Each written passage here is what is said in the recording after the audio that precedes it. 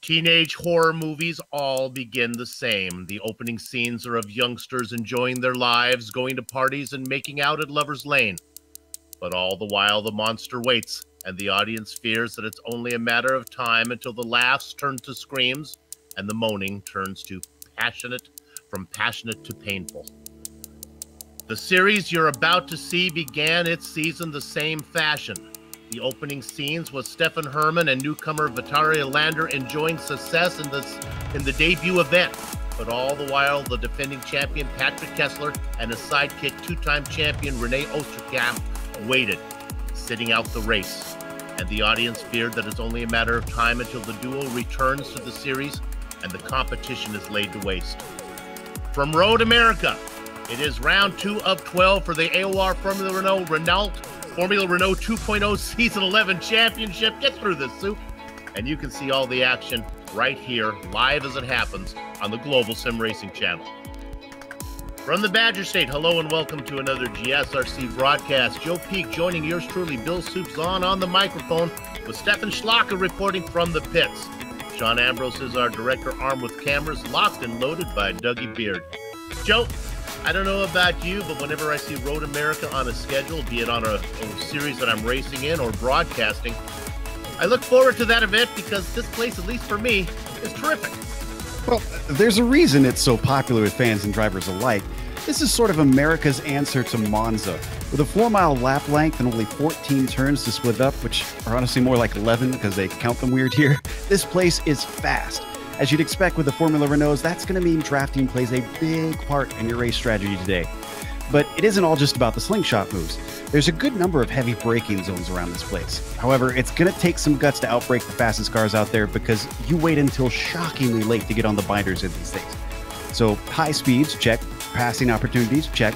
What else do drivers love? Oh yeah, how about a little bit of danger? The carousel, the kink, and Canada Corner are high-risk places that are going to test the mettle of everybody out there.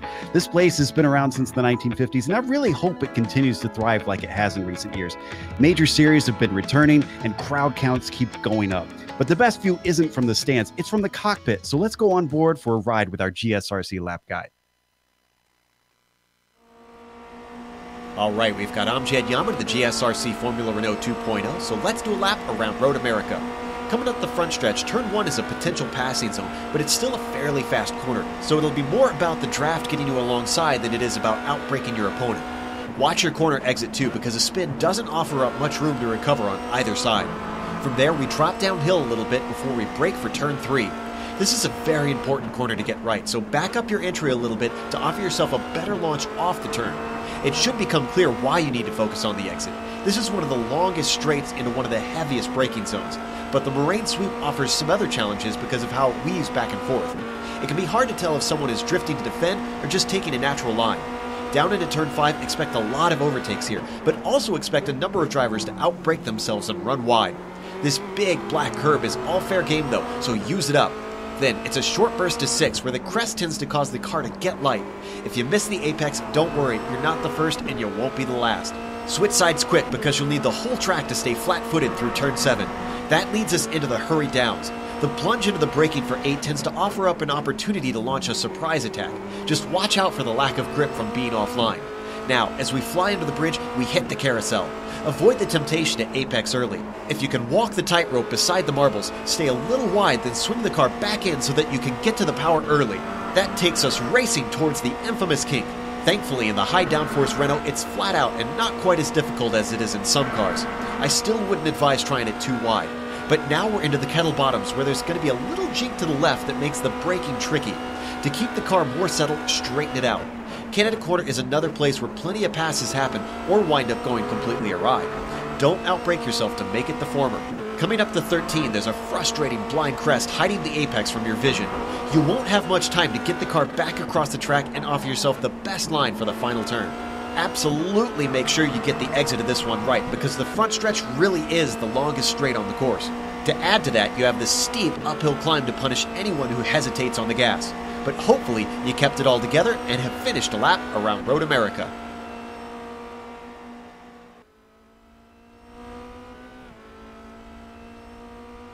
My partner talking and taking us around America's National Park of Speed, Road America. Now, this is the place in the pre-race show where Joe Peak would usually show us who won the best of day honors, but with only one race in the books, those rankings mirror the point standings, so sadly for all the Peak fanatics out there, we're going to skip Joe's segment and go right to me with the driver standings. And there you see him right there. SimRC's Patrick Kessler and Renee Osterkamp finished 1-2 in last season's standings, but as mentioned in the opening, both drivers sat out the season 11 opener. The void at the top was filled by Stefan Herman for SimRC Retro. Now, he didn't win either of the doubleheader events, but he did get a pair of seconds, and that was enough to win the day and put Kessler at the top of the list, or put the German driver at the top of the list. Now, seeming to find speed during the off-season, Valtteri Alander won the feature for Glacier Racing. Luke Barton had an eventful opener. A 4th and a 7th lands the Privateer in 3rd. A 6th and a 5th put Lubomir Morris for Positive Sim Racing Green. I know it says orange there. He's actually switched over to the green team. That put him in the 4th position. Now, his partner, Alexei Sorokin, won the sprint race. He doesn't make the graphic, but that'll show up in the team overlay here a little bit later. And the final spot is filled by newcomer Leonard Sherry, thanks to an 8th and a 3rd. Let's go down and look at that team championship now. Last season, Stefan Herman raced solo, but for this season, he's teamed up with the German country mate there, Simon Grossman, and the two sit at the top for SimRC Retro. If the chips fall just right, this is a team to watch out for. PSR Green, that's manned by Lubomir Morris and Alexei Sorokin. They could steal the championship. Like an old married couple going through the motions, Phil Reed and Kerry Nolden are back for another assault at the team crown. Fans of AOR Orange are hoping something rekindles the passion there, and that team can make it to the top. Now, the talent level is too steep for a single driver to stay on the overlay. Valtteri Alander has Glacier Racing in 4th for now. Manatee Racing and VRT Racing Phoenix are tied for 5th. They don't show up there, but hopefully that tie will be broken, and we'll get one of them on the overlay next time. The AOR is famous for its doubleheader events, but that's not what is on tap today. Joe, what's the format for today? Well, today is a single race, like you said. It's only going to be 60 minutes. There we see on the graphic. We are in round 2, so ironically, we won't get a best today next week either. We'll have to wait till round 3, round 4, actually, I guess, to hear them. Now, the setups are open in these cars, and that's going to be very important today. The setup is actually kind of a toss-up. There's a bit of talk, at least in the official racing forums for this car, about if it's faster in the race to have tall gears or short gears, because, well, we'll talk about it a little bit later, but, you know, it comes down to that drafting game that I mentioned. Now, there are also no fast repairs that these guys have, which is going to be very important since we do expect seeing pit stops here today. In fact, let's go over to this single race details to tell a little bit more about that. As we've mentioned, 60 minutes. Now, the grid set up sequentially, since they do usually have the regrid in the second race in a normal doubleheader format. Don't have to worry about that today. It's all on how fast you can get in a single lap. One pit stop still. Even though it's 60 minutes, there is no added extra pit stop. And remember, I mentioned that extra car that they don't have? Well, that means you need to get repairs if you got a slow car. But the good news is they can pretty much pit just about anywhere. It's a very wide open window. There is an incident cap, so if you have more than 17 incidents, or actually just 17 incidents, you are DQ'd on the spot, you disappear, and you are not allowed to finish the race. However, the points are what you got to pay attention to. Down there at the bottom, see that 52? Well, that means that you only get one chance. You get 2 chances with the doubleheader races to try and get some points on the board. Today, if you screw up, well, that's it. There's no coming back from it. And their points are down to 20th place. So Bill, we always say it when we have these single races. It is a very important day for these guys. Absolutely. And we are blessed to have a three-man crew today, and one of those being Stefan Slocker down in pit lane. Stefan, you were talking before we went live about the fuel load. Why don't you talk a little bit about what's going on today and how pit stops may play out? Yes, those will be very interesting because we will have a very short refuel amount of maybe 10 liters, if even. And with a pit lane transition time of right about 40 seconds, which is 1/3 of a lap, those will come very handy for anyone who wants to have some clean track. Also, please do not forget the very big crest we have at the pit entry line. If you brake too hard or too late, it will catch you out. And also on a pit stop now, in the box times here, Joe, they're going to be pretty fast, but cone to cone to Road America, that could take a while. Yeah, Stefan mentioned how little time they really need to stay stationary. So most of the pit stops are going to come down to what he talked about, with making sure your pit entry is good and make sure you're hitting your box nice and clean and really maximizing that. You can see some drivers make up a lot of time. The other thing that really we should note is the weather. You know, I talked about those open setups, and it's not just a toss-up, of course, on how you get the gearing, but this weather, very, very extreme today, in terms at least of being cooler than what these drivers would anticipate. It's about 22 degrees Celsius. That's about 71 degrees Fahrenheit for anybody over here in the States watching. And that includes the track temperature. So that's very cool. That tends to be very grippy. And the way that you set up this car build changes quite a bit depending on the track temperature. We go the extra mile here at GSRC as we've switched over to the Celsius format because so many of these drivers are racing from Europe. Let's talk about who is actually here today. I talked about in the opening, Osterkamp and Kessler sitting out the first event. No such luck, as they are both out there and they are both fast. Indeed, and we've seen some fast guys come in, or at least take the off-season to improve their speed. So this is going to be telling today, because that slightly longer distance will probably bring more into it what your race pace is. We've seen some drivers who are fast on a single lap, and you really need to be consistent, especially on a long track like this with a lot of corners that have heavy braking zones that come way later than you would think because of the downforce that these cars can get, Bill. So being able to really hit your marks when you're going super fast down the long straights will show who's got the accuracy and who does not. You know, there's a name that I didn't mention in the pre-race show that really should be brought up. He's not out on the track right now, but he has put in a qualifying time. He's sitting fourth. That is Matty Sipla. We saw him be really fast, but Joe, in the opener, he ran into trouble, and hopefully he'll have good connection problems. He's blinked away from me. He's not in the session right now, but he is qualified fourth. And I want to say, didn't we have someone who had a similar issue last race? A fast driver who suddenly disconnected and came back at the last second. I want to say in the feature race. I can't remember, but always a shame when that happens. Yeah, it's really panic-inducing when you're on the driver's end, and I've had cases where suddenly the entire computer shuts down because something glitched in it, and you're panicking. You're like, come on, turn on, and it's a water boiling situation where if you're sitting and watching it, it takes longer. Meanwhile, on screen we saw Nolden got up to fourth. Nolan, of course, teamed up with Phil Reed. Reed yet to put in a qualifying run. He's sitting in pit lane. Joe, I love some of the corners here. I think the action corner for me is corner number 5, but Canada's always exciting too.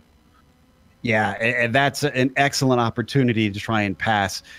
In these cars, it's going to be a lot easier than some of the cars that need a longer braking zone because it is straightened out a lot. But even still, you got to watch out going into there, because if you're going on the attack bill, because the cars can kind of drift across on that little kink that comes to the braking, you might not realize it until too late that they're going to defend on you. So you got to keep your heads up. One of the factors that always comes into play is damaging these fragile Renaults, as we'll talk about the curbing here at Road America in a minute. But it's time we go to run down the grid, as we have a standing start and a large field, so we got to hustle through it. Well, it is the SimRC guys up on top. They are back. Renee Osterkamp and Patrick Kessler fill up the first row. Stefan Herman, our points leader, is in third. Kerry Nolden flanking him. Natalia Lander, he's going to be fast. He's in fifth. Matty Sipla, if he gets his connection back, in sixth. Alexei Sorokin and Luke Barton fill up the next row. Lubomir Morris and Alain Tessier in 10th. Joe? Simon Grossman will be P11 with Josh Ladd flanking him in 12th. Then you've got Daniel Morris starting 13th. Ali Hay will be P14 at the drop of the grid with Jiri Mojak in 15th. Luca Varani's back again to see what he can do. He'll start 16th. Still has some work to do. Leonard Sherry in 17th. Then it's Nathan Clark P18, Sarah Dove starting 19th, and Urka Lindstrom starting 20th. Bill? Dominic Gottemeyer in the blackjack position inside of Evan Emre. Tim Matsky in the 23rd position, flanked by David Santana. Tom Van Hoyman and Matteo Coppola in the next spots. Christopher Rigby, Mikhail Nasser, Yeoman Harth, Phil Reed, David Butlar, Giovanni Soletto, and Marcus Deck make up our 33-car field. 28 of them put them qualifying time. And as we wait for them to finish gridding up, Bill, just real quick, I want to talk about that setup. If you use the tall gears, it's apparently a little bit slower by yourself. But if you use the short gears, it's faster laps. But obviously, you start hitting the limiter coming down the straight. So do you think you're going to be running in a pack? Or do you think you're going to be on your own in the race? It's a big question mark, and we'll see which drivers use which in this race. Also may determine when you want to make pit stops as well. If you want a partner to come in with you so that you don't have to do it by yourself, it'll be fun to see how they play out. Those three yellow and black cars up in front, two of them are teammates, SimRC drivers of Osterkamp and Kessler, the Cousins team of Stefan Herman for SimRC Retro right behind. We'll do our best to sort those out for you. You can hear the engine start to harmonize right now. It's round two. Gather up the chicken steak, covering on the cows because the horses are out of the barn. Welcome back to the series. Renee Osterkamp, he leads the stampede down into corner number one. He's chased by his teammate, Patrick Kessler. Stefan Herman behind him, making a move on the outside. That's Kerry Nolden. Nolden got that late qualifying run, and right now we'll stay on that a minute as it's still a battle for third. Nolden on the outside. He's going to stay on the outside, and that's Herman who squeezes him. Nolden gets a little bit loose, but he saves the car. He settles into fourth, and that's going to let Valeria Lander get around him. Oh, it's going to let a lot of cars get around him. Here comes a whole train just steaming by. That's Sipila and Sorokin. And then he's got Barton now coming through as well, who are looking at three wide. Oh, this is not good. Barton making it three wide like Odysseus between the devil and the deep blue sea. He gets loose. Whew, and they hold it together despite him getting loose. Oh, no! It's Barton got into Nolden, I think, and then going off into the sand. And Sipila who went off. Wow. And Barton took a tow. I guess his car was too damaged. Poor Matty Sipila is now at the very tail end of the field. See if maybe we can bookmark that and take a look at it later when things settle down. All this going behind Renee Osterkamp and Patrick Kessler, who begin to run away. Stefan Herman behind him. Valteria Lander has moved up into fourth, and with all the nonsense going on, it's Alexei Sorokin ahead of Nolden now for fifth. Yep, and it looks like he's going to try to the inside, but I'm seeing a little bit of damage on the right front wing of Nolden as they break for Canada corner. He's got the apex, powers off nicely. That's the key around here. Not just breaking late, but being able to get the power down. Oh, we have a big accident in the back, too. Looks like Tim Matsky involved in that. Yeah, I think it starts with like O'Sherry gets into Sarah Dove actually gets loose first, picks up O'Sherry, and then it's an octopus putting on socks. Remember, we fell for this last time. It's Sherry instead of O'Sherry. I did it again. Oh, man. A bit of a messy first lap for a longer race today. Yep. Drivers are going to have a chance to come back, but we're already seeing some of them come into the pits, I'm guessing, to get repairs done. Well, then, it's still Osterkamp up at the top. He's got a 1.3 second lead over his teammate, but we know, Bill, that those two aren't going to stay complacent to just run line astern. They tend to like to fight for the win. And then the cousin team of SimRC Retro and Stefan Herman behind him. Herman doesn't have his partner here with him today, Grossman. He's racing by himself. Letteria Alander in fourth. The real battle is back in fifth. Kerry Nolden. Then there's Morris and Sorokin. Actually, Morris has got around his teammate. So Morris is on the move now up into sixth. And Josh Ladd back in eighth. Josh has got a good run in the hurry downs. Sorokin could be under attack. He takes a little bit of a peek, but backs out of it. Even though he's got quite a bit of a race, and Sorokin makes a mistake anyways. That's going to hand it over. At least one position, and now that's Alain Tessier back there looking to get in there as well as he races in 10th, 9th. There's Simon Grossman. I didn't think he was here today. Grossman is back there in 10th, so Herman does have a teammate. Yeah, and Grossman started in 11th, so he's gained one spot since this started. Boy, Sorokin's going to lose another potentially. Alon looking at him. Good run by Alexi, though. Here he comes up on Ladd. Can he return the favor? It's going to have to do it the long way around of Canada. Looks like no.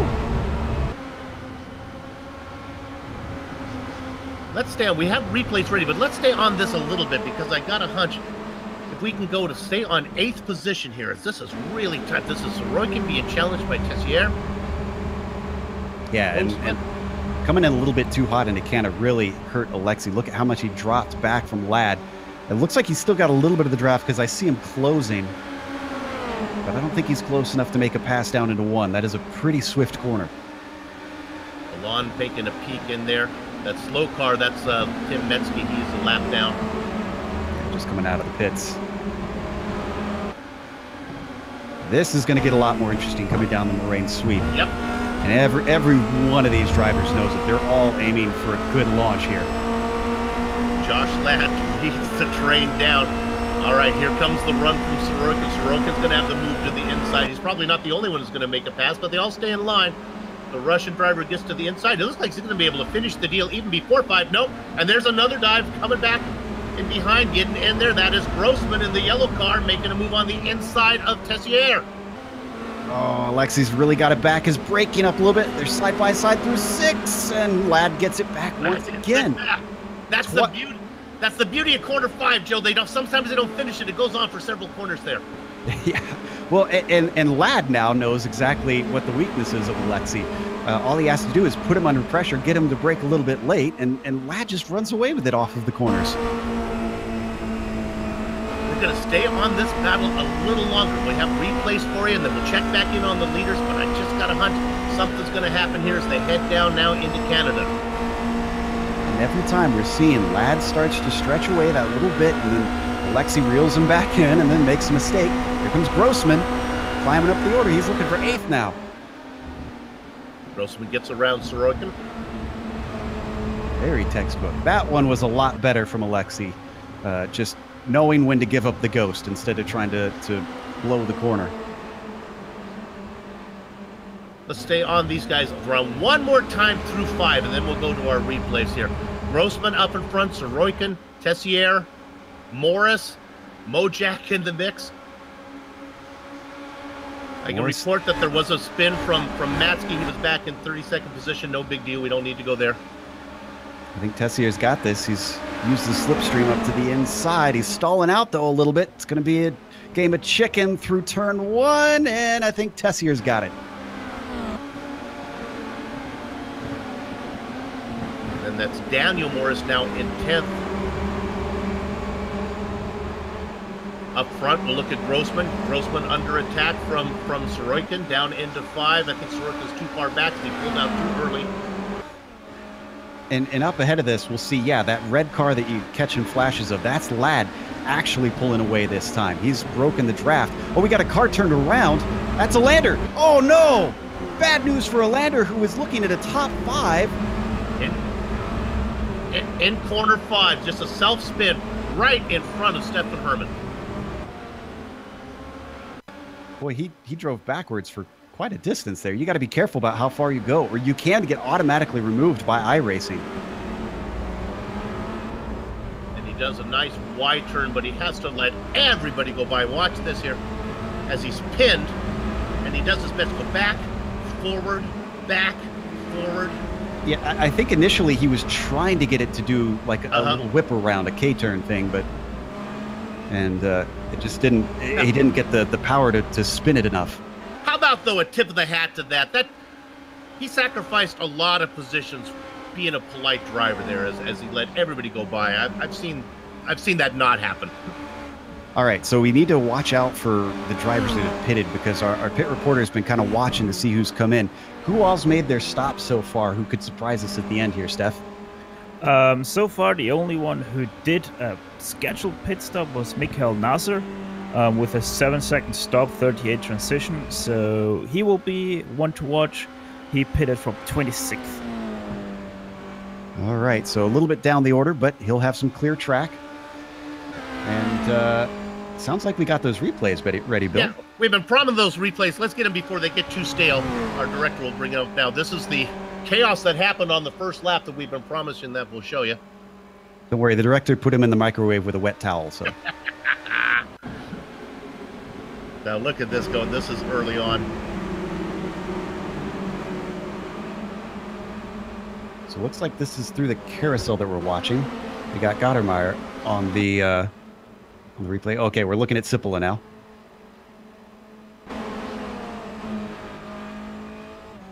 Seeing what we could pull up. This was Sippola's incident happened into turn 6, so this might be another 40 seconds back on the replay here. Well, he's all by himself there, so I have a hunch that it's probably already happened. All right, there it is. Maybe we'll go to an above shot here so we get the. I think we missed it. All right. Yeah. All right. Well, we tried. I think looks like we're going to try one more time. There, we got it. We cut to it just a little late. Oh, and poor Matty didn't realize that the other car, Barton, was going to come and slide in front of him like that as he tried to pull forward. So we got some more damage afterwards. So a couple big names there that went out early. Yeah, we're looking at Evan Emre there, racing in 18th position. Emre's got a little bit of work to do, but as we keep saying, he's got a lot of time, still 50 minutes left to go. Boy, the lead has just... Yep. This is looking like it's Renee's to lose today. Out in front by 4 seconds over his teammate. Kessler's picked up about 1.5 over Herman. And another of our top drivers coming in. Let's go to Steph. Yes, Josh Ladd is in, pitting from 6th. And we have also Alistair Hay pitting from 13th in pit lane. Once again, should be a very short stop for both of them, just taking on 10 liters and then directly out again. But they will be once again people to watch for the end of the race. Yep, 7-second stops for each of them, it looks like. Pretty much exactly like each other. They come out exactly how they came in. Surprises me that Ladd would make that stop, as he was clear of all the nonsense going on behind him. Now he's going to have to have all that stuff going on. He had a clear track in front of him. You're looking at Yuri Mojak in a battle with Daniel Morris. Yeah, Morris not close enough to attack right now, just kind of riding his tire tracks. That could change very quickly, especially if Mojak catches Tessier anymore, because he's about the same distance apart as he is to Morris behind him. So if I was Mojak and I've been struggling to stay with him, I'd almost just kind of ride behind Jiri and just wait for Tessier to maybe get attacked by him, and that'll slow both of them up and open up an opportunity. Right on board with Morris. I can report that Sorokin just got around Grossman. Sorokin now up into 6th. Grossman chasing him, though. Those two continue to battle. Remember, those are the guys that were behind Josh Ladd. Ladd had pulled around in front of him. It'll be interesting to see where Ladd cycles out when Sorokin and Grossman decide to come in. We rode on board there with Daniel. We saw that he started to catch him, but just wasn't quite close enough to attack into Canada corner. In fact, Tessier has responded. He's now pulling away. And Mojak is trying to break the draft of Daniel behind him. We talked about Josh Ladd. Let's go there now, because he just pinwheeling the car down the straight. Oh, no. This was a self-spin, too. I wonder if maybe he was pushing hard. He thought he had the clear track to himself, and now's the time to get some fast laps. You could see the problem right there, Bill, wasn't the grass so much. The curbs, which aren't very aggressive necessarily, the cars are running so low here, Bill, that the car high centers when you get over them like that, and that's why he lost that grip. He just made a stop. He was running some fast laps. He wasn't racing anybody, but he was racing the guys on the other side of the track. Let's go to fourth position real quick. Lubomir Morris and Stefan Herman. Herman was blinking a little bit earlier, so I'm a little surprised that Morris got past him. Wonder if maybe he just gave the position up once Lubomir got close. That's exactly what you don't want. Thankfully, he looks a little bit stable now, so he could go ahead and fight him if he feels he's faster. Morris looks real good through the carousel, starts to distance himself a little bit as they head towards the kink. Yeah, a little too far back to have any attack into Canada. I found that carousel really hard to read because it felt like the car would understeer if I planted my foot, but when I did, it stuck on the end of it. And here we go, pass attempt down to Canada. Oh, make me a liar. Look at the closing speed from Stefan Herman as he goes around Lubomir Morris, so that spot switches again. That looked like good driving from both of them because Lubomir didn't really fight that too hard, and he let him have the apex just slotted in behind him. He knew he could fight for another day around a track like this, where as long as you stay, you know, maybe I'd say within about 8/10 of the car ahead, you're probably going to catch a slipstream on him, Bill. Well, with Josh Ladd running into trouble, we really don't have a guy who's made a pit stop that's interesting to look at. Let's go to 10th real quick. This is Phil Reed. He's worked his way up from 30th position. Nice run from him. He's ahead of Daniel Morris. Not sure if Daniel has anything for him. I think Phil's going forward. Yeah, but he didn't put in a qualifying time. But we'll note that on you, Bill. So. Yep. But it's not easy getting through that many cars. We saw the sort of chaos that the mid-pack and the back of the pack experienced in these early laps. So Phil's kept his nose clean. That's the important part. Now he has to rely on the raw pace. Yeah, he's gaining on Yuri Mojak right now. I imagine he's probably going to get him as they go down into 5. Might be there by the time they make it all the way around to the first corner. Got a little battle behind them. Lindstrom and Nathan Clark are swapping back and forth, and there's actually a third car involved, yes, Luca Varani. Good to see Luca racing in this series. That's a nice battle for 12. I mentioned it last race. Luca said he's a little rusty because he hadn't raced this car in a long time, and he's come back. Mid-pack in this field's nothing to scoff at, honestly. Stephanie, got news about one of our fan favorites? Yes, sir. Dominic Garamier just retired his car after a self-spin into the second last turn. Oh, sorry, out of it. Just took too much curb and hit the barrier very hard. Sadly, having to retire his car. That's too bad. He was having a good race, racing inside the top 20. Yeah, that second to last 13A is really tricky in this car. You need just a hair of a lift. Unless you're really brave, then you can sometimes get through there flat out, but it's a risk situation. Here comes Luca. Oh. Ronnie dives it in there. He had a run on the straight, but there was no room to put the car. Then it opened up right before the corner. Now they race side by side. He has the best of Clark. Coming in also now, that's Valtteri Lander. Always makes me smile when I see an Italian get in an open-wheel car and make an aggressive move. Luca showing he hasn't lost it. That's 13th for him. He may not feel comfortable in the car, but he's starting to feel pretty good. Nathan Clark now going to make another move. Oh, my goodness, it's going to be 3 wide into 1. Look at him fan out. Nope. Yeah, that's a smart move right there. All right, Lander gets it back.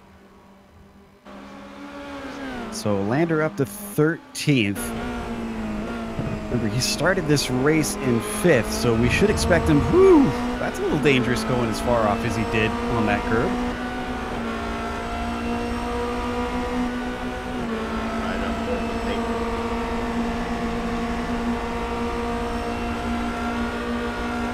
Get another bit of action down here into 5. Lander defends the inside.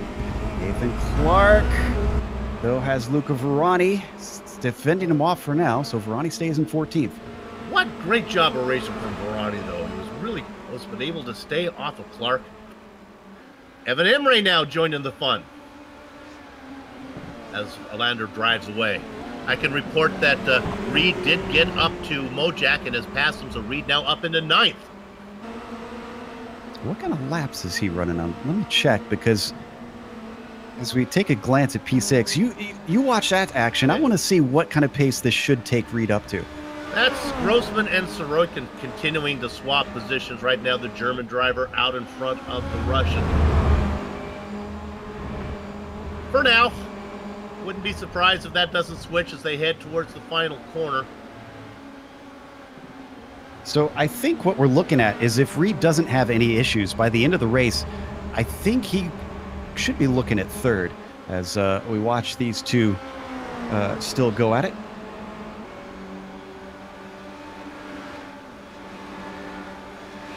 Yeah, we're looking at Reed, obviously.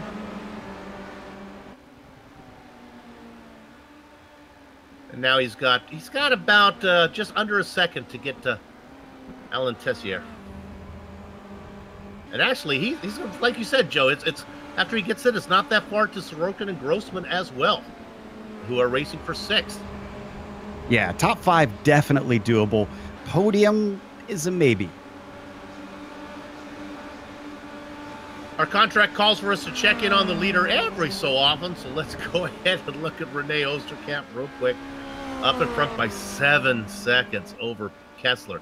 Kessler 2 seconds over Nolden. Those 3 are very comfortable. The podium looks very secure. I always find it fascinating between these two, which tracks who is strong at what, because it never seems to always be the same. And there are a few where they both are about dead even, which makes for a fun fight for us to watch. But today, it is very much an Oosterkamp's, camp. There you go. I didn't mean to go that way, and it hit me what I was saying. The real excitement goes on behind them. Let's run through the field here real quick. There is a battle for 4th. This is Herman and Mojak. These guys have been going at it for a while. They swap in positions whenever they want. So that's your battle for 4th. Let's go back a little bit farther. Simon Grossman looks like he has left Sorokin behind. These guys were swapping positions as well before 6th and 7th. Let's go back a little further. There's Alain Tessier coming, but as we talked about, it won't be long till Phil Reed gets there, and he might bring Jerry Mojak with him. Reed is coming. Reed is coming. Well, Mojak, too. He started 15th. He's up to 10th now, and if he starts to catch these guys, that gives him a chance to get as high as 7th, potentially. Oh, and 4th is getting close once again. Herman and Morris. And Herman's actually already got him, I think. So when did that didn't happen on this straightaway? This must have happened a while ago that he overtook him. I thought Morris was in front of him before, was he not? I believe it was, yes. But again, I think it's going to change right now because Morris has a run and he's going to get him going down into 5 if he wants him. If not, he'll get him into Canada. If not, he'll get him into the first corner. Well, look at the defensive line that Herman takes. A little bit of a weave going on there. Yeah, I looked back and it happened quite a while ago, so we must have missed it. We got to get there. We've got to get there quick because here comes Phil Reed on the inside through 5. And a car behind them spun around. Jerry Mojak.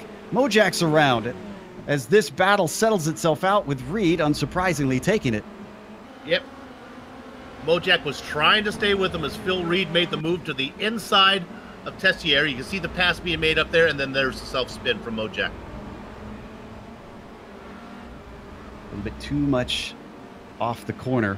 Don't think he hit anything. I think he did a good job, and he was able to get that car turned around faster. One of the other surprising things, a lot of people probably think, well, you'd expect that at a high-speed track where there's low downforce. The high downforce actually is a little bit faster around here.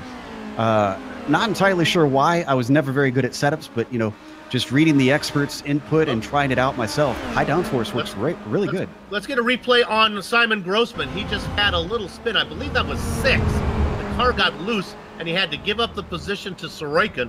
He did a good job of saving them. We'll see if we can get this on replay. Is that Grossman out in front? This was quite a while ago. This was maybe about a minute ago. There's a little spin right there.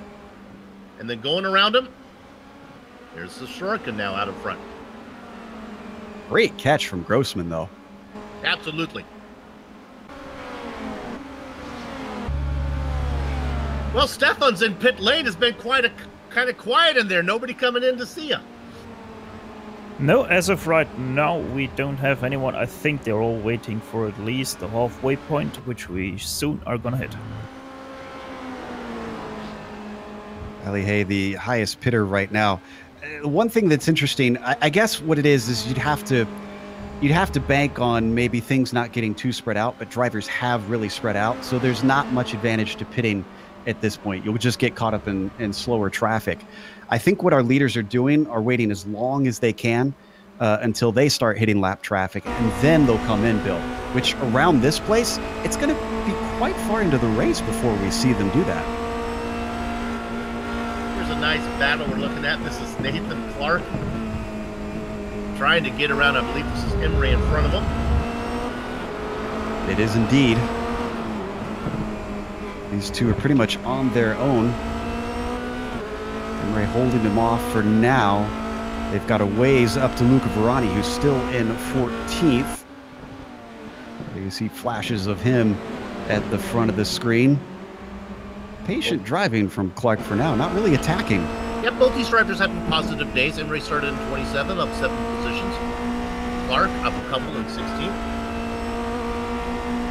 I'll stay on this one and see if Nathan wants to make a move down into Canada's. Through the kink here. The closing is it's surprisingly strong here. I kept thinking the drivers are too far back, but really, here he comes. Not sure if he's going to get there in time this time unless he wants to force the issue. And I don't think he needs to right now. Yeah, he ran out of track there. What he could do is coming out of the final corner, just get yourself a run. You back up the braking just slightly, get it steered in down to the apex, and really punch that gas. Oh, this is great. He is well within reach. If he wants it, he could definitely take it with the draft here. Yeah, if he wants it. Let's see what happens. He's behind him. He's not closing. Now he's closing it a little bit. Here he goes. He lifted. He lifted way early. Okay, a couple things to report. 6th position. Grossman has got back around Sorokin after his little spin. And Reed, he did it quickly, got around Tessier. So Reed now up to 8th as he continues to pick them off. He's got 1.7 seconds before he gets to Grossman and Sorokin. I'm honestly kind of impressed at how well Phil Reed is still slicing through the field here at the top. Because once you hit the top 10 around here, it gets a lot harder to try and make progress. And he's not letting him slow him down. He's very methodical right now. He gets one, he moves on, he doesn't mess around with them, allow any sort of silly mistakes to back them up into them and let them pass him back. This is a great drive from Reed so far. Yeah, what I think is interesting is not only does he pass them, but he also leads them behind. They're not able to stick with him, as you can see right now. Tessier is going to lose contact. And the gap, it was 1.7 when I mentioned it. It's 1.3 now. He's knocked off half a second just in the last time I talked about it. Let's look up ahead, though. This is Grossman and Sorokin. I think these guys are going to make a pass if the Russian wants it. Nope. This might be smart from Alexei, because unless they work together and try to leapfrog with the draft, they're going to be a lot slower trying to battle each other. So staying in line is your best bet otherwise. And I really think Grossman is faster. He's been out front most of the time and even had that little blunder, and he was able to run him down and get the back. So maybe Alexei could sit back there. Yuri Mojak with a big one right now. He was racing in, I believe, about 11th position. Oh, no. This was once again at 13A. This goes back to what I was talking about. What I experienced, Bill, is that my car just felt like it starts to get loose through there. That's why I did a confidence lift. This is the other kink. We're waiting for him to get to 13A. It's after Canada Corner. So you'll see him come through here, still looking very good. A little bit of a threat from behind there from another car. Not sure who that is, but right here, the left-hander. The car just breaks away on him. He tries to correct too much, and he skitters all the way to the wall. Even with all that runoff, once you get it going directly towards the wall, that one was going to hurt. Our leader up by 10 seconds now on Kessler. Grossman and Sorokin still pretty close to. Actually, just Grossman trying to make a move down into the hurry downs. Well, when we last left, it was Grossman who was up in front, so Sorokin has got him again. They continue to swap positions. Unfortunately, though, remember I told you it was 1.7, then it was 1.3. Well, now it's down to a half a second. Here comes Phil Reed. Number 44 hunting him down. UK&I driver. I suspect that 44 is no coincidence. Oh, I don't get the connection. What would that be? That's Lewis Hamilton's number. Here we go. Another pass attempt. Grossman looking around the outside of Sorokin, and it doesn't go off. Yeah, 44 is Hamilton's signature number that he runs. This is going to be interesting real quick. Oh, and that's maybe the smart move. I think Simon Grossman knew that things were going to heat up. Stephanie's coming your way. Yes, he is indeed. A very smart move there by Simon. He is quite... A long time to get to this box, isn't it? Yes, he is. I'm standing right by his pit box, so he's gonna move over any second now, as he already is moving over. They have to be careful here to get the straight stop perfect into the box. Tires. Oh, he has to take tires. I forgot that's the rule, so they come up there. Yes. That's right. From what we've heard, they're all taking 4. I especially think today they'll probably take all 4. Yes, especially today with the long left-hander of Carousel and Kink, you need those 4 tires. In and out. He's going to continue in 15th position. He is now our highest pitter. However, we got some more coming into you. And actually already out, it looks like. Yes, Erkel Lindström is already out again, back in, what is that? That should be... 21st, it looks like? 23rd, I think, or 21st? Yeah, 21st. So, some drivers at exactly the halfway point. Good call there, Bill. I thought we'd see drivers wait longer. Well, I think Grossman, here's what I'm thinking. I think Grossman knows he was faster than Sorokin, and the only reason that the Russian driver was fooling around with him was because of the drafts. So now he can go and run some hot laps. Not the case for Phil Reed, though. It'll be interesting to see when Reed comes in, how he cycles out in relationship to Grossman. So right now, Reed's trying to run down Sorokin, and that's for 6th. Well, I have some bad news for Grossman. You see, he's overtaken Marcus Deck. That's going to be some time lost. He's got Santana in front of him, Tom Van Hooyman up there. He didn't really come out into that clear of track. He's got a little bit, but he's got to hope that these guys directly ahead of him pit soon, or he's going to be held up and his plan will be foiled. Yeah, absolutely. The good news is he's not coming up on any battles. He gets them one at a time. I guess that's good news and bad news. You have to get them one at a time. You can't get them all at once, but sometimes it's harder to get around a battle. Oh, as our leader is in. Right. Phil Reed. No, I don't think it's our leader. I think it's Phil Reed who's coming. Oh, Phil Reed. Yes, excuse me. Phil Reed is in, not our leader. Not yet. Osterkamp. Reed having the very last pit stall. Already on the checks for 4 tires and a little bit of fuel off, yes. Okay, now this is where we want to see how he comes out in relationship to was it who were we talking about there that made the stop? It would have been Grossman, yeah. But it's exactly what I was talking about earlier. It's such a long pit lane that you will have to manage your traffic. See, Reed's out now. It's going to be very, very close. He tries to cover him off. He's back to the line. Reed did it. Wow.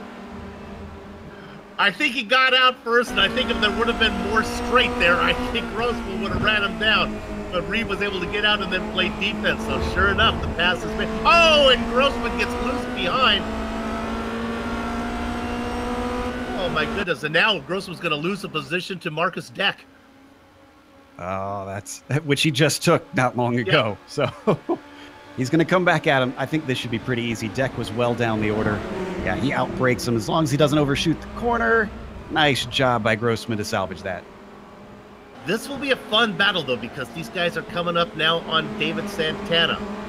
It's a battle for position, but of course Santana still needs to pit, so they should be able to run down David pretty quick. Not missing anything up front. Osterkamp, Kessler, Nolan, comfortable.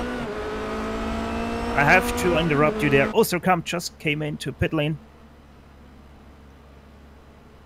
I'm standing right... Sorry, go ahead. I believe your fellow countryman, if I'm not mistaken, correct? No, sir. Unless he's Austrian, then I believe yes. Osterkamp's from Germany. Yes, Oh, I thought he was believe so Austrian. too. My apologies. No problem. But I'm standing here right at his mechanics.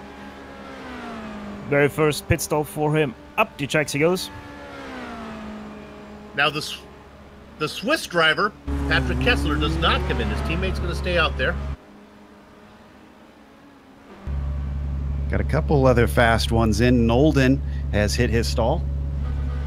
Yes, as he's going off again. And off the pit limiter. Nolan getting into very clean air. Not so much for Osterkamp, though. Yeah, Go ahead, Joe. I was going to say, it's checking. Oh, Osterkamp's behind a lander, which is not good because a lander is pretty fast. He's going to have to make quick work, which is what he's doing right now. Down into the braking. Lander's fighting back.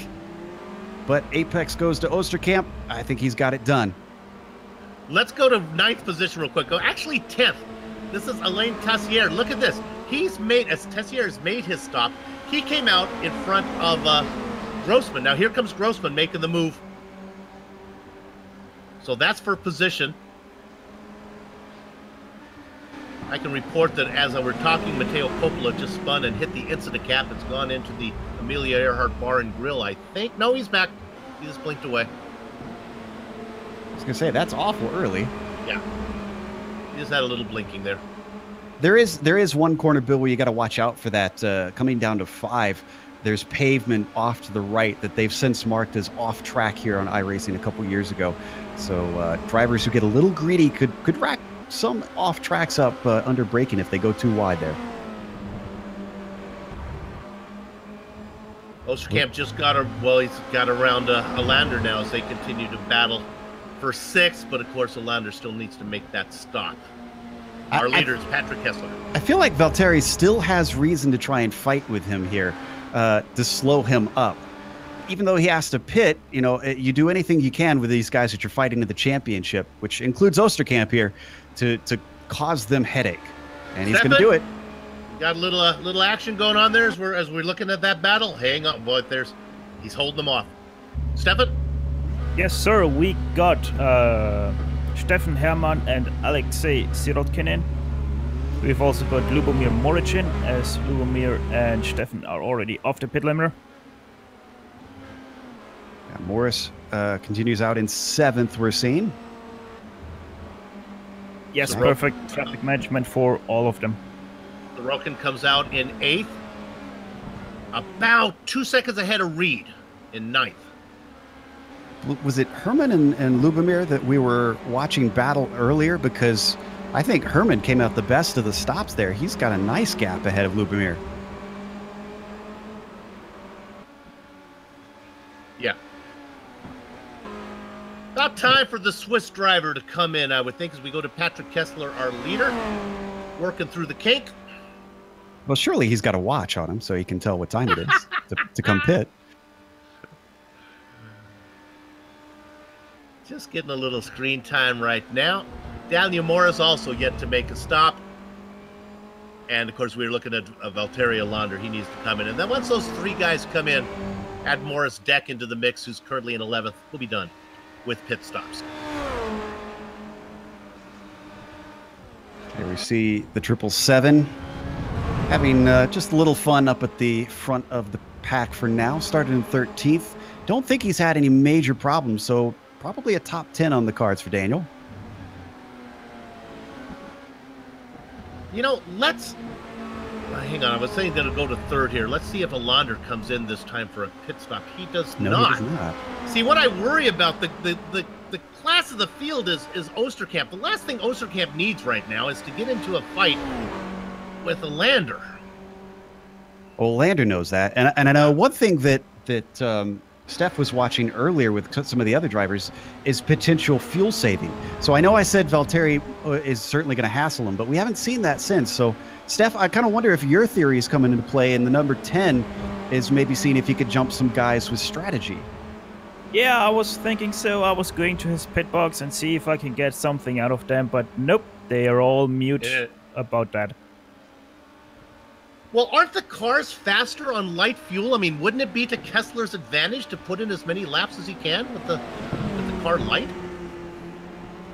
Technically they are, but not really, because you will also have the disadvantage of already having the warm tires. It kind of evens out. Your pace stays pretty steady around here. So he's just continuing on. He's got 21 minutes to go, though.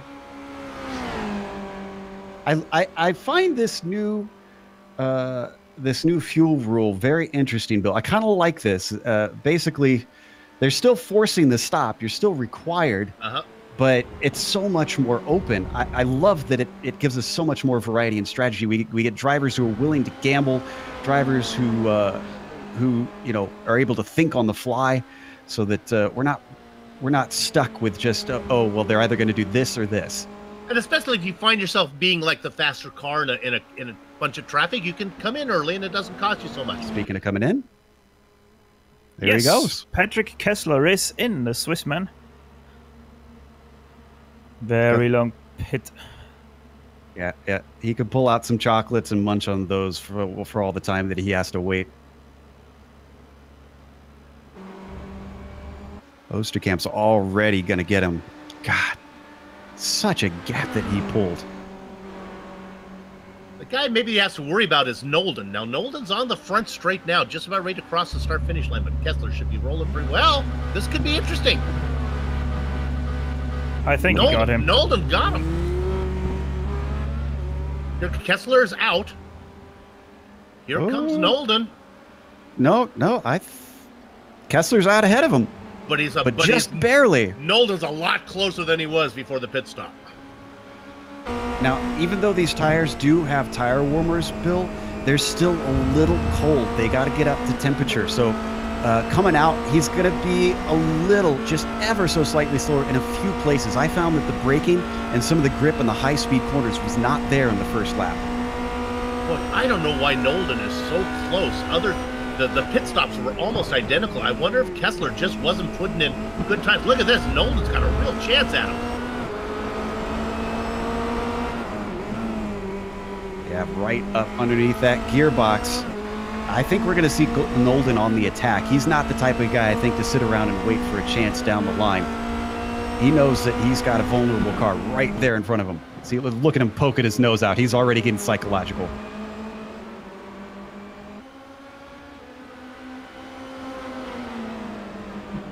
They go through the carousel. We'll stay on this one. I am watching Reed and Grossman. Grossman beginning to slowly run down Reed for 9th position. We may jump there in a second, but we'll stay on this one right now. I'm surprised to see Reed down in 9th. I thought he would be a little bit farther up.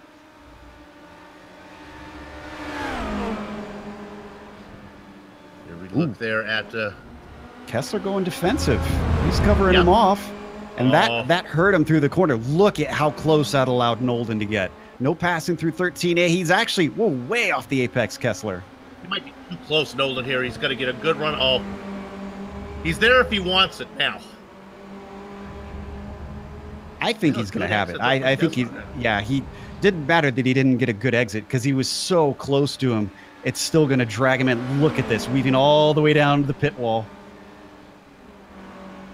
He left no room on the inside. He told Nolden, if you're going to do it, you're going to have to do it on the top side. Couldn't get it done. Maybe an over-under, though. Oh, yep. Wow, brilliant move. Brilliant move by Nolden. He's going to have the inside into 3. Now, can Kessler pull the same move on him, though? Not quite, but he's going to have the draft anyways.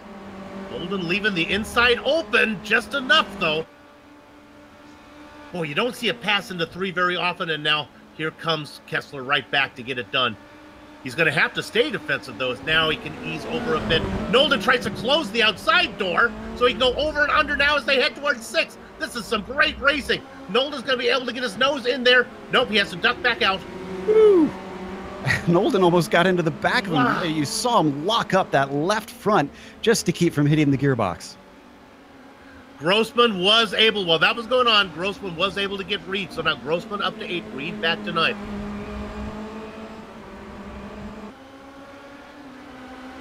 I can say this, the pass from Grossman on Reed was not nearly as exciting as what we were watching from Nolden and Kessler. And again, this is for a podium position. These Yep. guys are really going to want this one.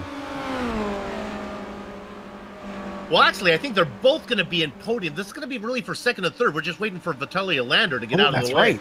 You're right. I had missed him. He's still going on. Yeah.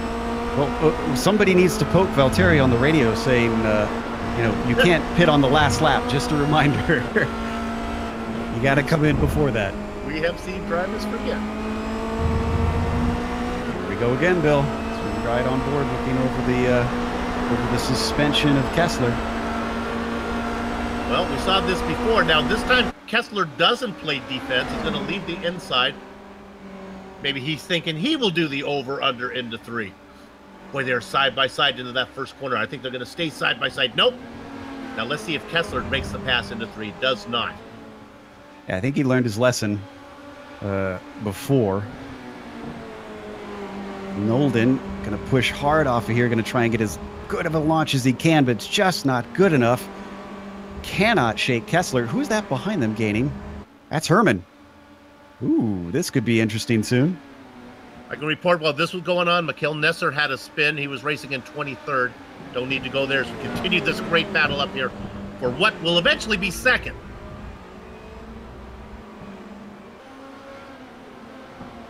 Battle for P8 heating up.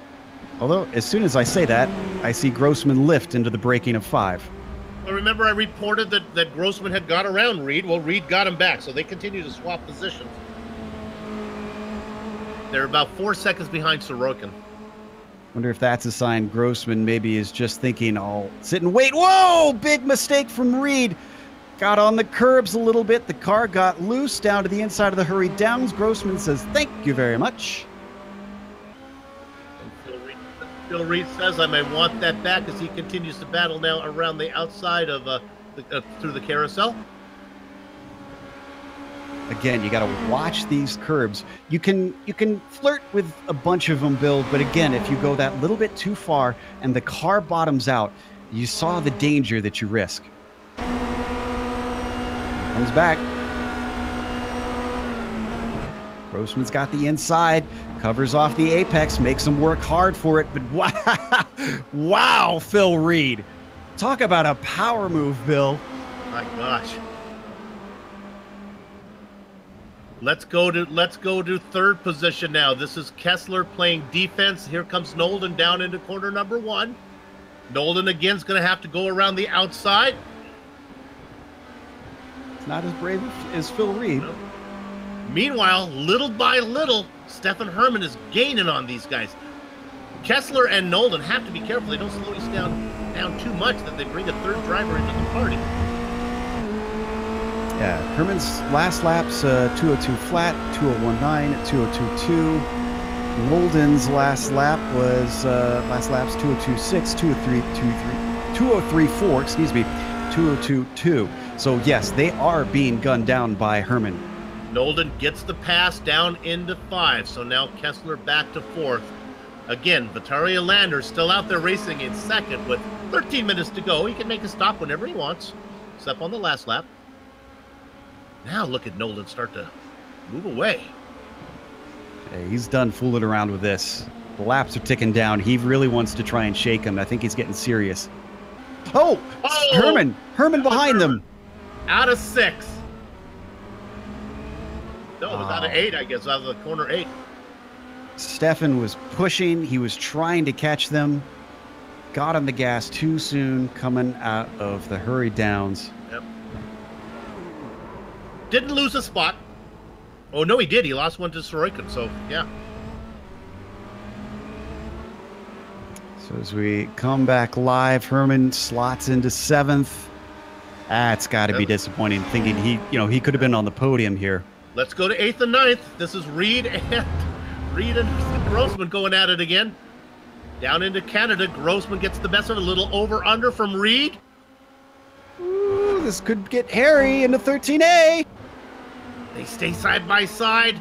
Look at that respect. That, oh man, tip of the hat to both of these guys. Now let's see what They're type racing of launch. hard but fair. Yeah. Reed's going to leave the inside open. Grossman gets down there. He should have the momentum to get alongside and even up in front when they get to one. Inside the Grossman. Game of chicken down into the braking. That's a lander coming out with them. Just about makes it 3 wide into the corner. Whoa! Oh! Reed tried to catch the car. And a lander trying to make it work. The lander's on cold tires now, remember? Wow, Phil Reed. That was not what he wanted in that situation. This is absolutely nightmare scenario. Out on the outside, lost grip, starting to lose Grossman now, and he's got another car to battle in a lander who dives down to the inside. Boy, Lander had that car really squiggling, fighting the wheels as he took the late braking. The fastest car out of 3 of them is probably Viteri. Oh, And now he gets him. that defensive move. Well, they're going to be side by side into 7. He could still get it back. Oof. Reed's making some high-risk moves here. No room for Reed to turn in, so he has to give it up. That was Morris. We saw a little bit of going wide. He falls down to 11th with that off there in that same corner. That fighting between Alander and Reed has let Grossman stretch it out now, about 2.5 seconds. Well, Alander will have hard work to get there. It's no surprise that the Finn is fast, but it sounds like we had a bit of a surprise about how fast he is in the pits. Steph, you noticed something weird there.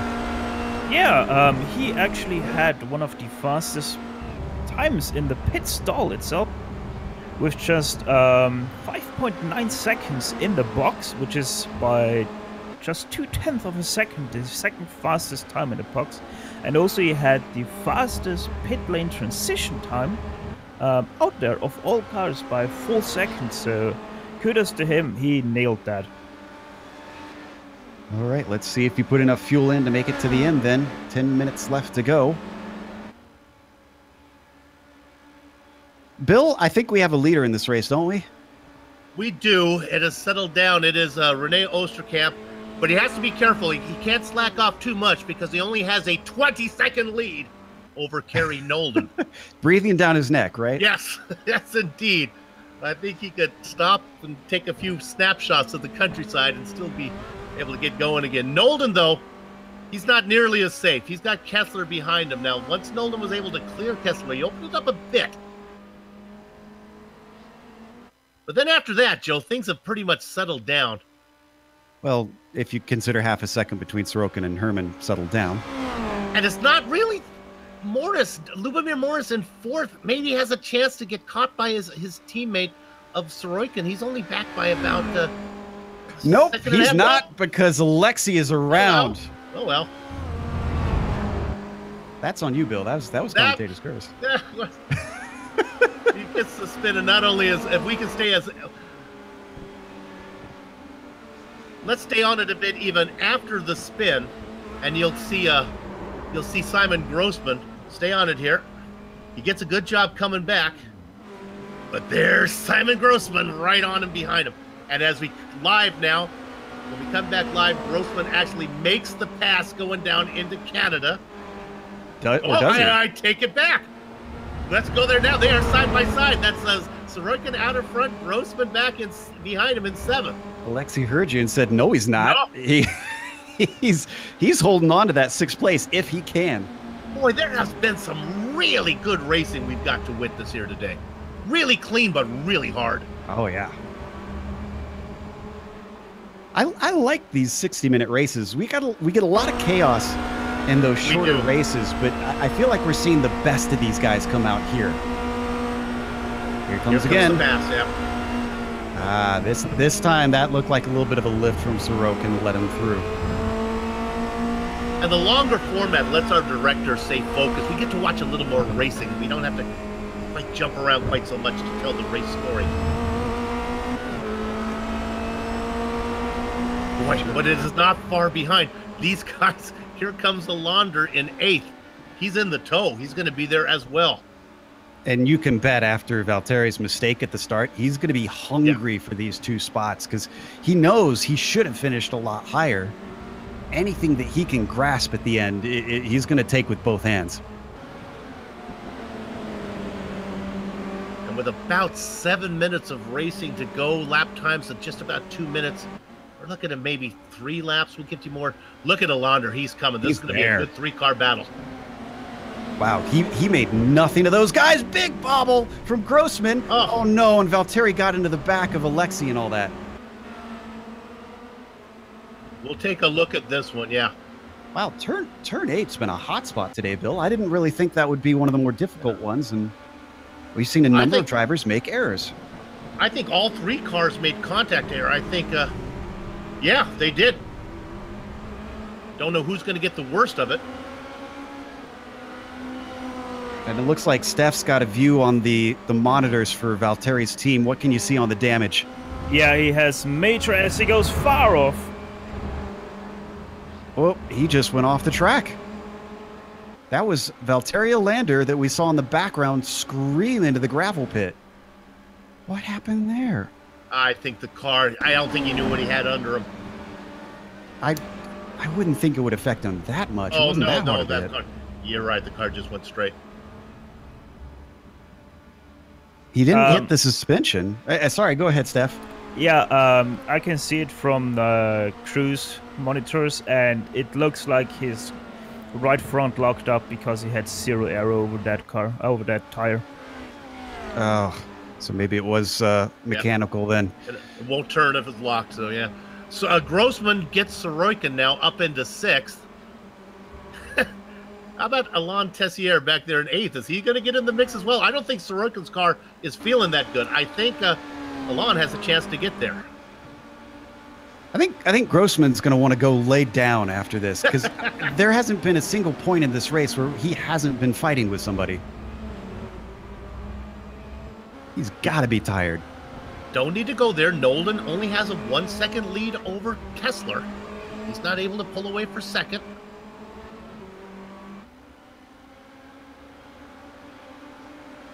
Oh, here comes, yeah, Sorokin's in trouble. Yeah, here comes Tessier. Well, he got a hard hit from behind, and he hit the car in front, catches it out of 8 once again. It's that same corner. Somebody put a danger sign up there or something. Honestly, I'm surprised that the really has been the action corner. Here comes Tessier. He's going to get this is going to be done easy. There's no straight line speed for the Russian driver. Ooh, yeah, he's crawling. Wow. Now Daniel Morris is only a second back. These are the moments you hate as a driver, Bill. When you've got a damaged car, it's way too late to take a pit stop. You just kind of have to crawl your way to the finish line and watch everybody who's got a clean car whiz by you on the straights. This is going to be interesting. Remember Phil Reed? Well, he's back here too. Oh, that's an interesting racing line for Morris. That won't work. Uh-oh. Oh, he's back. I thought the same thing. I thought he had hit the incident cap. Well, that helps Phil Reed. It does. Reed now gets 2 spots. He gets Morris, who went off track, and he also gets Sorokin. So Reed, boy, he's talking about up and down. He's back into 8th. Boy, Sorokin, the car, he got into the back of Grossman, I think was the driver, and then he got punted from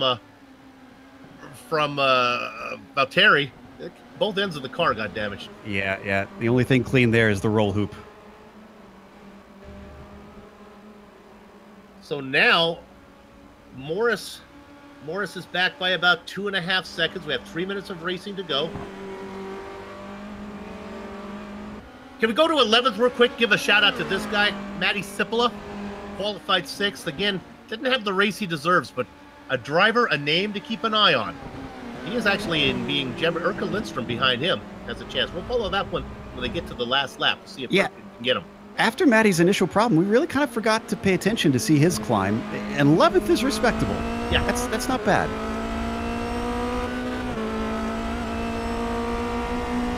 As long as he doesn't get overtaken by Lindstrom here.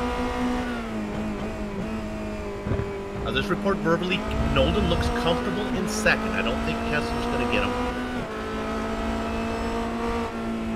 All right, we've got 2 laps to go because Osterkamp just crossed the start-finish line.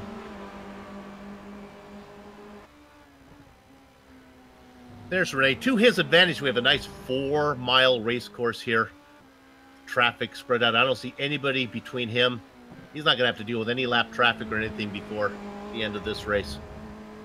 Welcome back to Season 11, Renee Oosterkamp.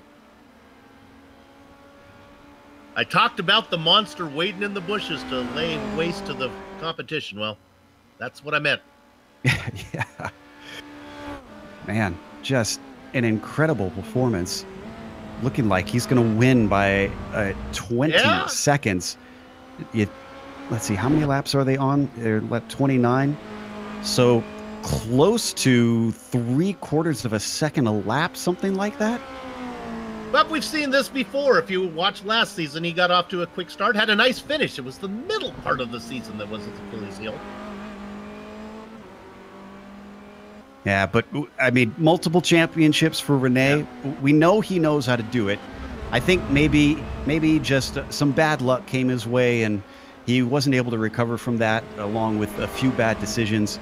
So, if this season, Bill, if he drives more like this, and then when the bad luck comes, he could still take another championship. Report that Daniel Morris, did get Alexei Sorokin for 9th spot. There is a battle heating up, though. I don't know if there's enough time for 4th. Morris and Herman. The gap is down to 1 second. Herman's coming. I just think he's going to run out of race. Yeah, I'd say so. Because the white flag is now being unfurled for Oosterkamp as he climbs the hill. Our leader goes under the white flag. 4 miles to go for him to pick up his first win of the season. You know what? Matty Sipola is even going to pass Sorokin here. Sipola is going to get into the top 10. Boy, that's just frustrating. I have actually been in that position where your car is damaged and they keep getting you. He might not even be able to hold off Lindstrom behind Matty. Depends on how much time he loses trying to hold him off here. Yeah, Sipola's got to be careful. He can't wait too long to get around Sorokin because Lindstrom's coming. This is going to be easy right here. As they both go beneath the white flag, and they'll be seeing 1 lap to go.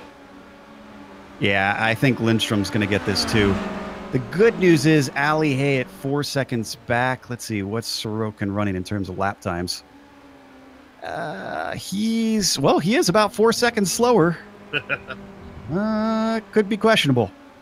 Talking about the race cannot end soon enough for Sorokin right now. Our leader, 20 seconds up on Kerry Nolden. Nolden comfortable in second by 2.3 seconds. Out of the carousel. Bill, you talked about how these guys have that Swiss cheese paint job. Today, the cheese stands alone. Absolutely.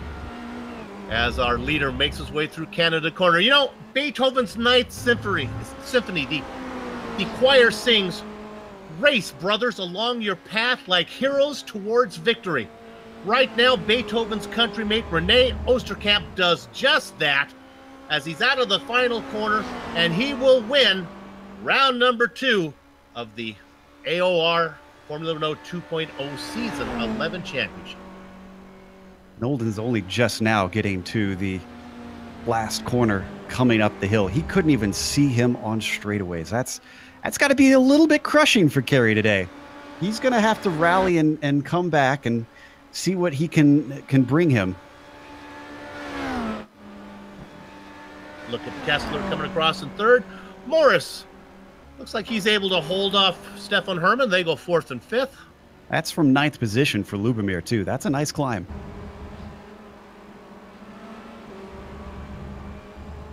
There we go. Grossman ahead of Tessier at the line. Tessier gets 7th. Phil Reed's going to have to settle for 8th. I think Reed's probably happy with that one, considering where he started. I would be, that's for sure. Daniel Morris with a nice run in 9th. And here's the guy we want to keep an eye on, Matty Sipola, as the season progresses. I think he's a guy to watch. Still got some learning to do, but you know, I feel for Matty because both times now, he's actually, it's more that I'd say he's been punted around more than he's been making mistakes. It's the drivers around him. Alexei Sorokin, for whatever reason, has stopped on the track. Ali Hayes going by. Oh, you know what? Alexei had lots of damage. If he cut it tight on fuel bill, it burned up more than he thought. Yep. Goes from bad to worse. That's the salt in the wound. Oh my goodness. All right, well, as the rest of the cars complete their final lap, we're going to take a short break here on the Global Sim Racing channel. Don't go far. We'll come back to run down the entire finishing order, talk to some of the drivers before we put a lock on the gate. Back in a few.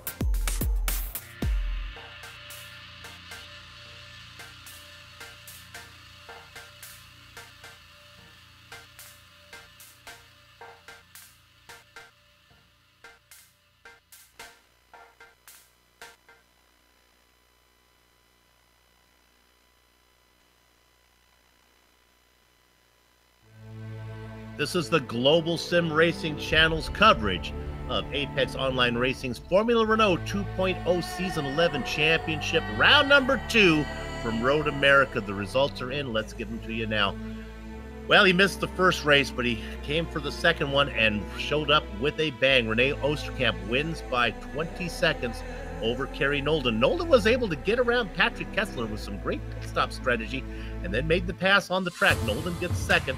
Kessler settles for that final podium spot. Lubomir Morris and Stefan Herman go fourth and fifth. Simon Grossman is coming home in sixth. Alain Tessier, Phil Reed from 30th to 8th. Daniel Morris and Matty Sipola, 9th and 10th. Joe? Erka Lindstrom just outside of that top 10 with Alexei Sorokin. He wound up in 12th in the end. I think he's going to be kicking himself slightly. Ali Hay finishes 13th. Luca Verani from 16th to 14th. I want to say that's exactly where he finished in one of the races last week. Nathan Clark comes home P15 with Evan Emre finishing in 16th. Tom Van Hoyman goes from 25th to 17th. That's a pretty good climb, actually. Marcus Deck goes from 33rd to 18th. David Boudelar finishes 19th with David Santana finishing in 20th. Bill? Blackjack position goes to Christopher Rigby. Leonard Sherry, now he's a fast driver as well, ran into some trouble. Not going to have the result he had in the opening round. He has to settle for the double duck position. Matty Coppola behind him. Terry Launder, boy, he ends up in 24th position, but he was racing up front for a while. Michael Nesser behind him in the quarter-century mark. Yuri Mojak and Luke Barden. Barden not able to repeat his success that he had in the opening round, too. Dominic Gottemeyer goes out early. Josh Ladd was racing up front, ran into trouble. Johan Harth in 30th. 31st, Tim Metzke. Sarah Dove got into that first lap incident, had several other cars involved. She has to settle for almost last place in 32nd. In fact, I'm going to call it 32nd because I think the other driver did not grid. Joe? And interview time? Oh, I'm sorry. Yes. Sorry, you caught me off guard. I know, it wasn't. I forgot I was doing that. I'll take over my role here. And now it's time for interviews, as I am the lead commentator. And I'm going to get to talk to our second place finisher today, Kerry Nolden. Kerry, congratulations. Nobody had the pace for anything for Oosterkamp, but nice pit stop that got you close to Kessler. Yeah, it went quite well. Yeah, it's a shame we couldn't get Rene. But I mean, that's not saying much. We were 20 seconds down the road, so I don't think there's anything more I could have done with that. With Patrick, I mean, we were quite a similar pace, and I thought we'd be quite similar on fuel load, so I thought we'd stop around the same time. So I thought if I'd go in, I kind of had the choice, either go in early and kind of take the pain early in terms of the cold tyres, because it takes a few laps for them to get up to speed. So I thought, well, when's the best time to attack? Is it better if I stay out and try and stay out longer on warmer tyres and maximise the time there, or come in early? So I decided just come in early, see what happens. Came out in clean air, wasn't really doing great laps, so I thought I'd lose some time. So I don't really know what happened with Patrick. Must have had a slow stop or whatever. But yeah, I had a couple laps of extra heat in the new tyres, and that just allowed me to get on the back of him really and make that pass. I knew those few laps would be quite critical, so I tried to force the issue. He had so much straight line speed as well, so I kind of had to plan my overtake a bit better rather than just kind of forcing straight through, because he would just come straight back past. And then yeah, I passed him into the middle part of the lap, and that just allowed me to pull away a bit more. I think I had a bit more wing on, so I could maximise the corners a bit more. So yeah, good race all in all. We were surprised. I was surprised, at least after you made the pass, that you were able to pull away, but I guess it was the setup that did it to you. Let's drill down a little bit on this. We talked about this during the race. Maybe you can help me understand. Does the car get faster at the end, lighter fuel compared to older tires, rather than coming in and having a heavier car with fresher tires? How does that work? It's hard to say. I think certainly the car's quicker on lower fuel. That's a given, because okay. the lap times we do in qualifying are about, well, in our case, is about half a second slower than what we're doing in the race most of the time, unless you're Rene. So yeah, it starts off, especially in a single race like today, where you start off with a bit more fuel than you normally would. You do tend to start off a bit slower, And by the end, yeah, you're right. I think the tires probably play a bit more impact. It was quite cool conditions today, which meant the tires took a few laps to actually get into shape. But I mean, you're right. Towards the end of the race, I was doing the fastest laps of my race. So it's tough to say. I think the tires play more of an impact for sure. Well, it was a good day for your team as Phil Reed came from 30th, picked up an 8th position, and you got yourself second. So that AOR team going to score some points. Congratulations. Thanks. Yeah, we're happy with that. He needs to qualify a bit higher up. I think we could have done with a few more points, but it's good to mix with the SimRC boys. Yeah, got it. All right, we'll see you down the road. That's Kerry Nolden, our second place finisher today. And now we are going to throw it over to Joe. And actually, it sounds like down in the pit lane, Steph has caught up with Tom Van Hooyman. Talk to him a bit about how his race went. Yes, I'm standing here beside Tom. Tom, great race from you, starting down, finishing in 17th, gaining 8 positions from your grid position. Talk us through your race. How did it feel for you? Yeah, the race felt pretty okay. I didn't got any practice in before, just a 15-minute practice before this race. So I didn't expect what my pace was. It wasn't that quick. But the point is I didn't make any mistake. I didn't spin. I didn't got outside the track, nothing. So I was just getting position from people who were like crashing or spinning out and something like that. So my own race was really green. And I think that is the key to get P70 today. I didn't expect it at all because, like I said, I didn't got any practice in. So I'm really happy to get 4 points in the single race. So it was a long race for me because my pace wasn't that fast. So it was like getting past, and the guys behind me weren't catching me. So it was quite a lonely race, except for the end. Marcus Deck was right behind me. And he got his pit stop better than mine, and he was like 1.2 seconds behind me after his pit stop. So I needed to push really hard and get Marcus out of that 1 second, because if you get the slipstream, especially on this track with 2 long straights, you're going to get past for sure. But I was really pressured at that time at the end of the phase. But I could kept him away like 1.2 seconds, 1.3, and I was gaining my time in that in that right corner, the 2 right corners, you know what I mean? And I was getting my time there, so that I think that was my key also to keep him behind.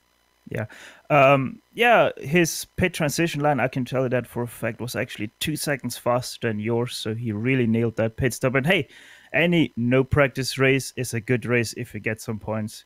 Now, next up, if I remember correctly, we have Alton Park. How do you feel about that race as your next one? I really don't know, because I need to buy the track for next week, so I really don't know what to expect. I've never driven there, not unlike any arcade game or something like that. So I'm really I just need to wait what is going to happen next week. And I don't know if you guys catch it at the first lap with the first lap incident. I just got through with very, very lucky. Just got through with like 4 or 3 wide or something, so I got really lucky there. So I think that was also the key to get P17, because if you get behind that, it's like maybe 2 or 3 or 4 positions lower. So well, at the end of the interviews, do you have anyone you would like to thank out there? I really want to thank my team VRT for keeping me in this season. They really believe in me, so that's really nice to know that.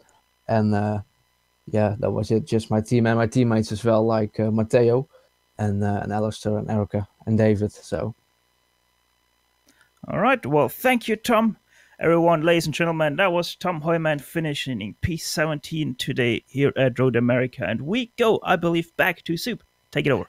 And that's going to wrap it up for us here at the Global Sim Racing Channel. We'd like to thank everybody at Apex Online Racing for organizing Formula Renault 2.0 League, and to all the members who support the broadcast.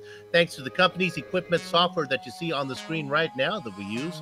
to stream this into your place. The original music comes courtesy of Eric Ekholm and June Lalonde. See the screen to how to contact each of them.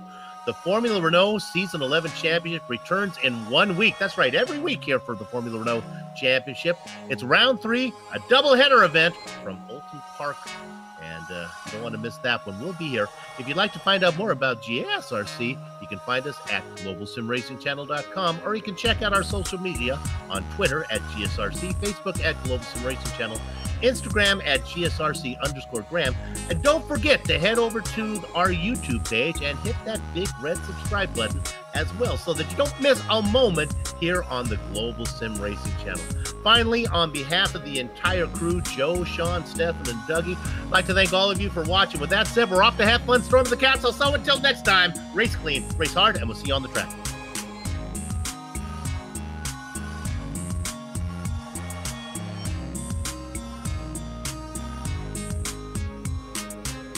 I sold my soul.